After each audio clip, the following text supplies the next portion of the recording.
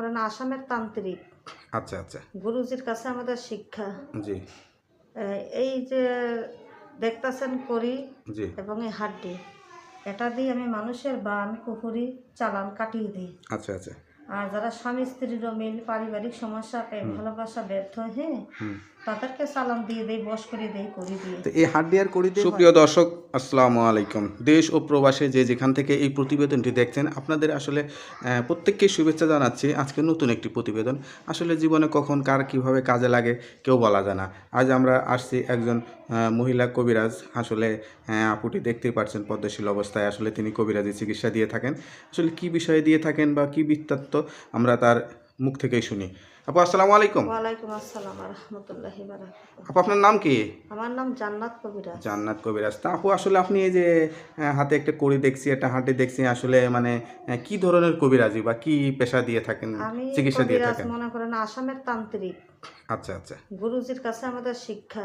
জি এই যে দেখতাছেন করি জি। এবং এই হাড্ডি, এটা দিয়ে আমি মানুষের বান কুফুরি চালান কাটিয়ে দিই। আচ্ছা আচ্ছা। আর যারা স্বামী স্ত্রীর মিল, পারিবারিক সমস্যা, প্রেম ভালোবাসা ব্যর্থ হয়ে তাদেরকে চালান দিয়ে দেই, বশ করে দেই, করে দিয়ে। তো এই হাড্ডি আর কড়ি দিয়ে হয় নাকি আরো তদবির বা দোয়া বা গাছ গাছাল তো লাগে? গাছ গাছান তো লাগে, কোরআনের দোয়া, আল্লাহ রাসূলের নাম লাগে, আচ্ছা আচ্ছা। তারপরে কোরআনের দোয়া। একটা আছে যে শিরক টাইপের তদবিরতে, আপনারা তো এই ধরনের না? না না না, কোরআনের দোয়া, গাছের দাওয়াই, এগুলো দিয়ে আমরা কবিরাজগিরি করি। যেমন আল্লাহ রাসূলের নাম নিতে হয়, হ্যাঁ। তারপরে গাছ গাছান তো অনেক উপকারী। তা আপনি যে মেয়ে মানুষের কবিরাজি চিকিৎসা দেন, এই পেশাটা কিভাবে শিখছেন? এই পেশাটা আমার দাদা ছিল কবিরাজ। আমার আচ্ছা দাদা শিখাই দিয়ে গেছে আমার বাবাকে, আর আমার বাবাকে শিখাই দিছে আমাকে। আচ্ছা। আপনারা কয় ভাই বোন? আপনার পরিবারের সবাই ভালো আছে তো? হ্যাঁ, আল্লাহ আলহামদুলিল্লাহ ভালো আছে। পরিবারে আমরা 2 ভাই 2 বোন। আপনার আপনার কি বিয়ে শাদী হয়েছে? হ্যাঁ, আমার বিয়ে শাদী স্বামী হয়েছে। সন্তান নিয়ে সবাই ভালো আছেন? আল্লাহর রহমতে আল্লাহ পাক রাখছে ভালো। স্বামীর থেকে কোনো বাধা পান কিনা, যে এই যে কবিরাজি চিকিৎসা করেন, বাড়িতে তো অনেক রুগী আসে, এই ক্ষেত্রে স্বামী কোনো ডিস্টার্ব ফিল করে কিনা না বা না না, এরকম? আমার স্বামী অনেকটা ভালো মানুষ। মানুষকে উপকারের জন্য সে অনেক দোয়া দরুদ করে। আচ্ছা আচ্ছা। আমি যে কবিরাজের শিক্ষাটা দিই, হ্যাঁ অনেকের উপকারের জন্যই দিই। তারা যদি উপকার পায়, তারা আমাদের নামাজ কালাম করে দোয়া দরুদ দেয়, দোয়া দেয়। তারপরে আল্লাহর থেকেও আমরা অনেক মনে করেন, আল্লাহ আমাদের ভালোই মনে করেন, একজনকে যদি আমরা ভালো পথে আনতে পারি বা কে কষ্টে আসে তাদের যদি কষ্টটা মুছে দিতে পারি, তাহলে আল্লাহ পাকও ভালোবাসে, মানুষও মানুষের ভালোবাসে। ভালোবাসা, মানুষের ভিতরে আসলে সৃষ্টিকর্তা, যাকে যে মানুষকে ভালোবাসে সে আল্লাহকেও তার প্রতি খুশি হয়। আর আমার স্বামী আমাদের সাহায্য সহযোগিতা করে।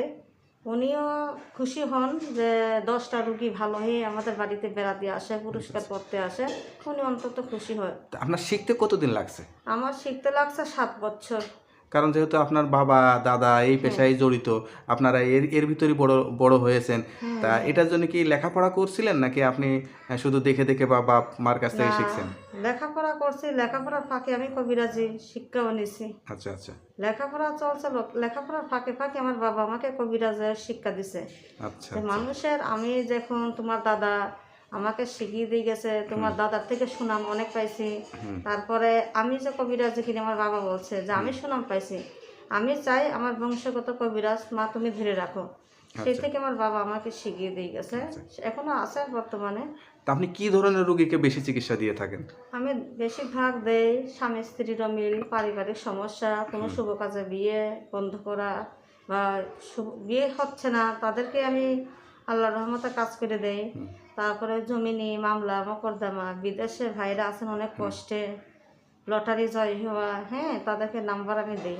অনেকে ধরেন প্রেম ভালোবাসায় ব্যর্থ হয়ে যায়, তাদেরকে আরেক জায়গায় বিয়ে হয়ে যায়, তারা কাছে পাওয়ার জন্য অনেকে কবিরাজের কাছে ছোটে বা যোগাযোগ করে অনেক ক্ষেত্রে প্রতারিত হয়।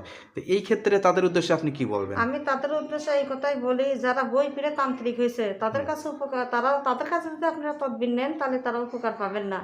আর আমাদের মতো বড় বড় তান্ত্রিকের কাছে আপনারা যদি আসেন, আল্লাহর রহমত অবশ্যই আপনারা উপকার পাবেন। আমি তাদের হাত থেকে সবসময় সাবধান থাকতে বলি যে প্রতারক কবিরাজের হাত থেকে আপনারা সাবধান থাকবেন। ম্যাক্সিমাম সময় দেখা যায় যে পুরুষরা এই ধরনের কবিরাজি চিকিৎসার সাথে জড়িত।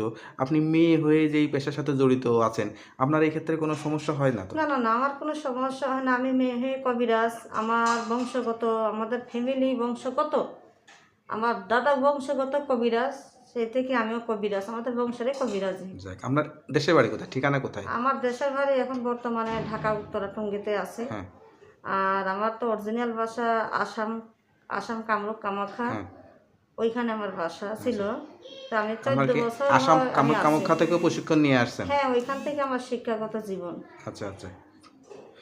তা যারা দেখবে তাদের উদ্দেশ্যে আর কি বলতে চান? তাদের উদ্দেশ্যে আমি বলতে চাই যে ভাইয়েরা বিদেশে প্রবাসে বা বাংলাদেশে যে কোনো ভাইয়েরা যদি কোনো কষ্টে ভুগেন, স্বামী স্ত্রীর বা প্রেম ভালোবাসা ব্যর্থ বা যে কোনো কষ্টে যারা ভুগবেন, আমার কাছে একবার আপনারা যোগাযোগ করেন। আল্লাহর রহমতে কাজ করবে মালিক আল্লাহ। আমরা উসিল্লাতে ইনশাল্লাহ কাজ হবে। আমাদের সাথে কথা বললে ইনশাল্লাহ পারা যাবে। তো ওকে আপু, তো আর কিছু বলতে চান?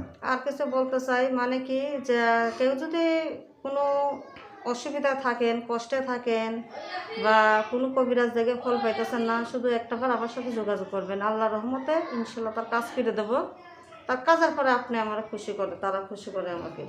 তো ওকে আপু, ভালো থাকেন, দোয়া করি আপনার এই পেশায় মানুষ আরও উপকৃত হোক, সেই দোয়াই করি। আসসালামু আলাইকুম। ওয়ালাইকুম আসসালাম।